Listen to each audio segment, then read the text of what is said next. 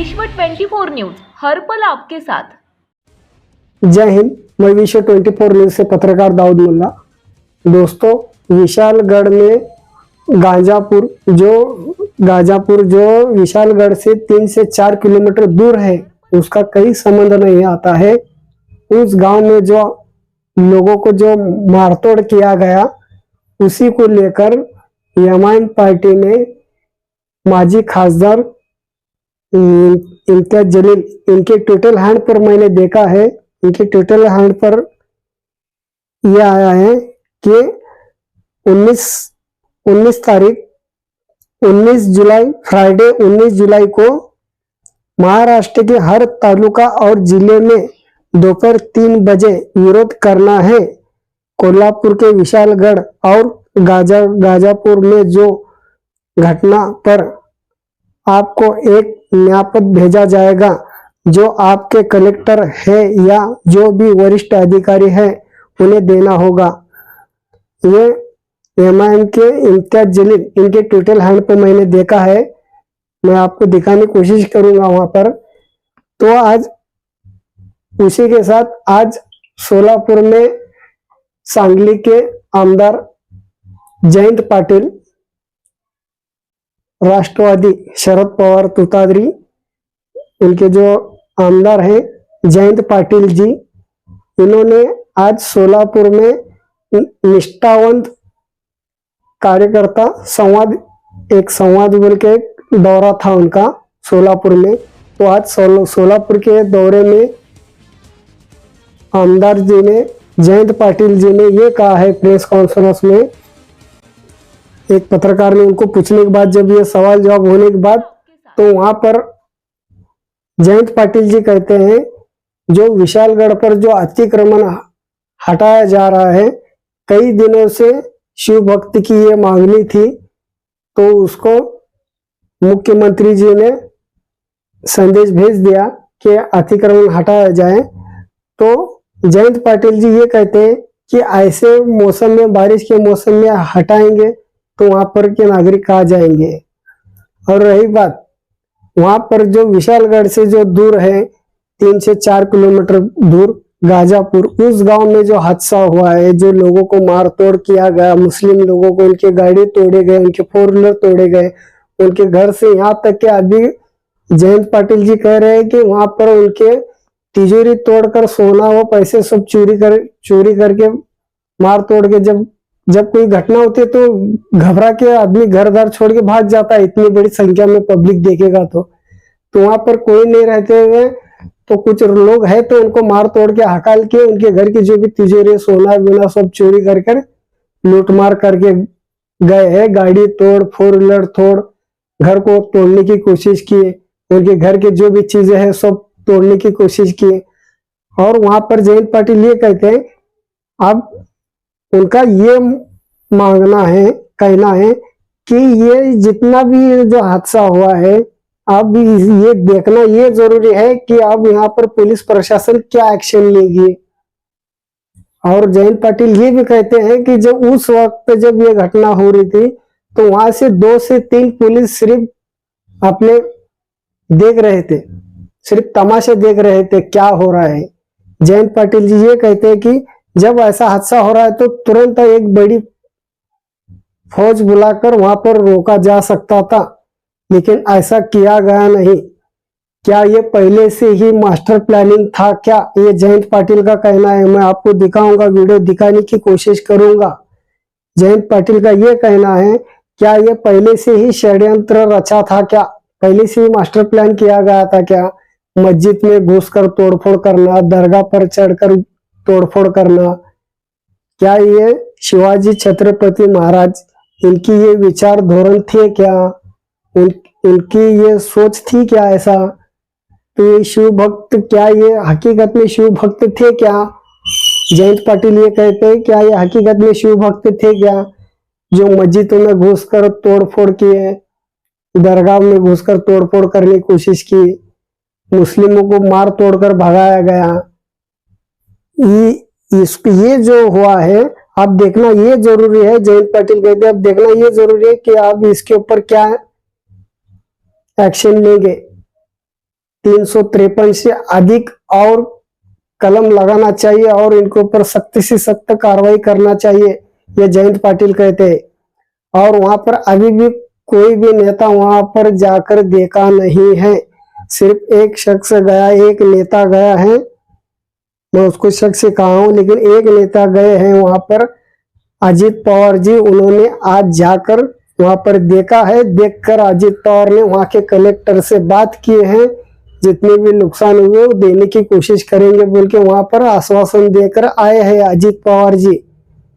लेकिन मेरा ये कहना है, जितनी यहाँ पर जो हादसा हुआ है, तो इस हादसे का अभी जिम्मेदार कौन? अब ये पुलिस प्रशासन, जो ये लोग जो आए थे गुंडगिरी करने के हिसाब से, उनके ऊपर अब एक्शन लिया जाएगा क्या?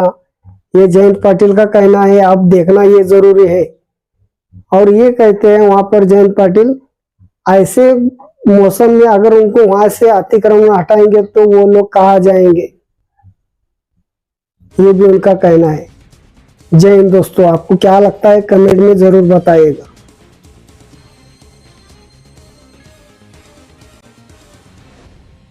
विश्व 24 न्यूज हर पल आपके साथ। कूलर बंद करा, कूलर बंद करा।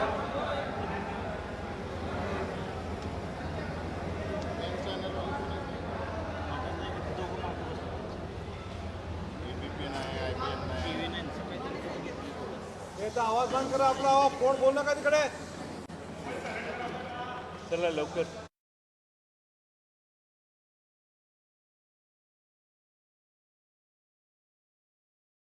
जिल्हा विधानसभा मतदारसंघाचा आढावा घेण्यासाठी बैठक झाली। सोलापूर जिल्ह्यातल्या सर्व मतदारसंघातले कार्यकर्त्यांनी येऊन स्थानिक विधानसभेची परिस्थिती काय याविषयी पक्षाला म्हणून आम्हा सगळ्यांना कल्पना दिली। काही इच्छुक उमेदवार वेगवेगळ्या मतदारसंघातले आहेत, त्यांनी देखील मागण्या केल्या। मी कालपासून हा दौरा सुरू केलेला आहे, तो प्रत्येक जिल्ह्यात जाऊन उमेदवारांना आणि कार्यकर्त्यांना त्या मतदारसंघातल्या विश्वासात घेण्याचा आमचा हा प्रयत्न आहे। हा दौरा 8-9 दिवस चालणार आहे, वेगवेगळ्या जिल्ह्यात मी जाणार आहे।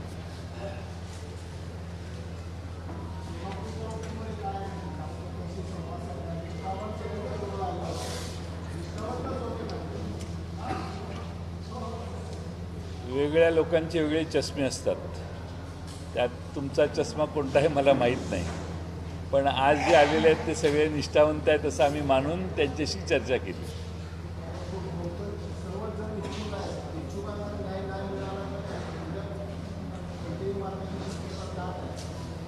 इच्छा व्यक्त करणं ही प्रत्येकाचं काम आहे। पक्ष जो निर्णय देईल तो सगळे मान्य करतील अशी आम्हाला खात्री आहे।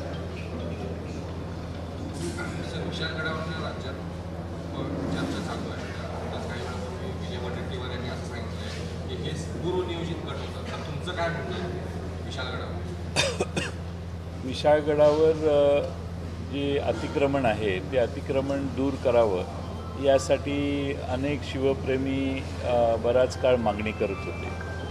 खरं म्हणजे तिथलं अतिक्रमण पावसाळ्याच्या आधी दूर करणं आवश्यक होतं। आता भर पावसात त्यांना तिथून घालवायचं कुठं हाही प्रश्न आहे। काही लोकांनी त्यातल्या आरक्षण स्टे आणलेला होता कोर्टाकडून, स्थगिती असल्यामुळं काही 12-13 घरांना काढणं हे शक्य नव्हतं, उरलेल्यांना काढावं अशा संदर्भातले आदेश आता मुख्यमंत्र्यांनी केलेले आहेत। माझं त्या बाबतीत एकच म्हणणं होतं की पावसाळ्यात असे लोकांना तिथनं काढून टाकणं हे योग्य नाही।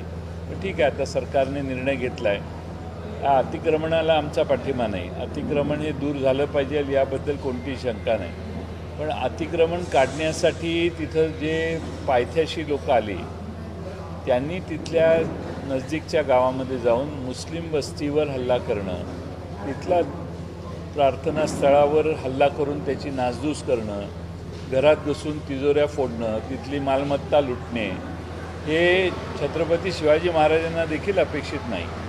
हे काम शिवप्रेमी करूच शकत नाही। त्यामुळे त्या सर्वांच्यावर कारवाई झाली पाहिजे।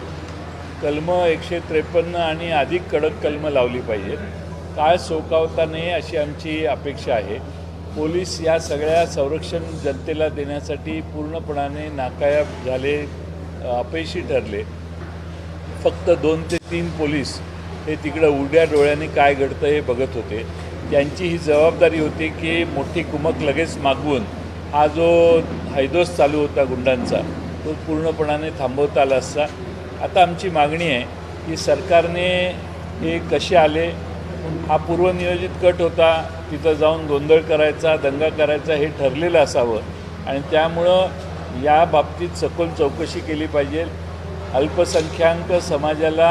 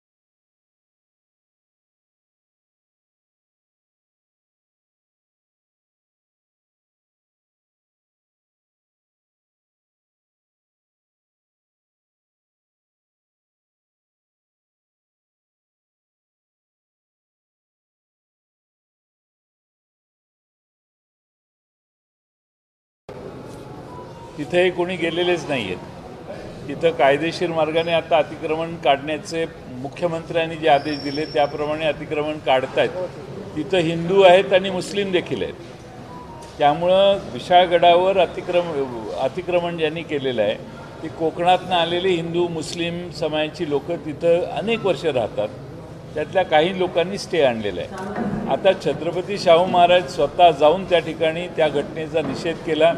त्या ठिकाणी शिदा आणि बाकीच्या सगळ्या मदती करण्याच्या कामात खासदार छत्रपती शाहू महाराज यांनी पुढाकार घेतलेला आहे. आमची मागणी आहे की तिथं हे कुणी कुणाकुणाला बोलवलं त्या सगळ्यांची चौकशी झाली पाहिजे आणि ताबडतोब चौकशी झाली पाहिजे. समित्या करायच्या आणि भिजत गुंगडं ठेवायचं असं कोणताही प्रकार यात होऊ नये. पोलिसांनी कडक कारवाई करावी.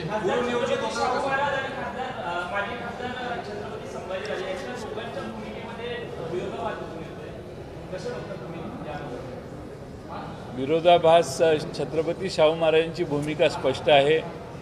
बहुजन समाजाचं काम शाहू महाराजांच्या वेळेपासून ते घराणं करत आलेलं आहे आणि त्यामुळं त्यांची भूमिका स्पष्ट आहे, पारदर्शी आहे. त्यांनी तिथल्या झालेल्या घटनेचा निषेध केलेला आहे. त्यांची चौकशी करावी आणि त्यांना योग्य ते प्रायश्चित्त द्यावं अशी मागणी केलेली आहे. आता गडावर असणाऱ्या अतिक्रमणाच्या बाबतीत सरकारने निर्णय घेतलेला आहे, त्याची कारवाई होते. त्यामुळे छत्रपती शाहू महाराजांची भूमिका स्पष्ट आहे आणि या घटनेचा निषेध त्यांनी पूर्णपणाने केलेला आहे.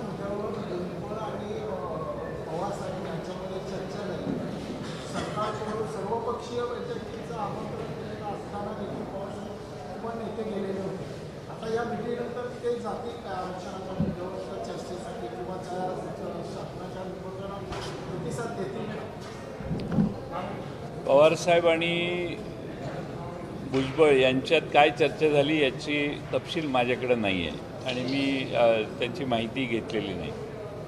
पण सरकारने किती वेळ चर्चेत ठेवायचा, सरकारने दोन्ही बाजूला जी आश्वासनं दिली आहेत, जी कमिटमेंट दिली आहेत, त्यावर हुकूम सरकारने आता पावलं टाकावीत. बैठकीचं गुऱ्हाळ किती काळ चालवणार आणि बैठकीच्या गुऱ्हाळापेक्षा ज्यावेळी सरकारने चर्चा केली, जरांगेंच्या बरोबर केली किंवा इकडं ओबीसी समाजाच्याबरोबर चर्चा केली, त्यावेळी जी चर्चा केली ती मुख्यमंत्र्यांनी केली आणि उपमुख्यमंत्र्यांनी केली. आता त्यांनी दोघांनी चर्चा करताना विरोधी पक्ष नेत्यांना बरोबर घेऊन गेले असते, विश्वासात घेतलं असतं तर आम्ही समजू शकतो. आता विरोधी पक्ष म्हणून विधानसभेच्या आणि विधान परिषदेच्या विरोधी पक्ष नेत्यांना याचा तपशीलच माहीत नाही. चर्चा कशाची करणार? सरकारने एखादा प्रस्ताव तयार केला असेल तर मग तो सरकारने मांडला पाहिजे, मग त्यावर चर्चा होऊ शकते. त्याच गोष्टीवर चर्चा करण्यापेक्षा सरकारने ज्या चर्चा केलेल्या आहेत त्यातनं पुढचं पाऊल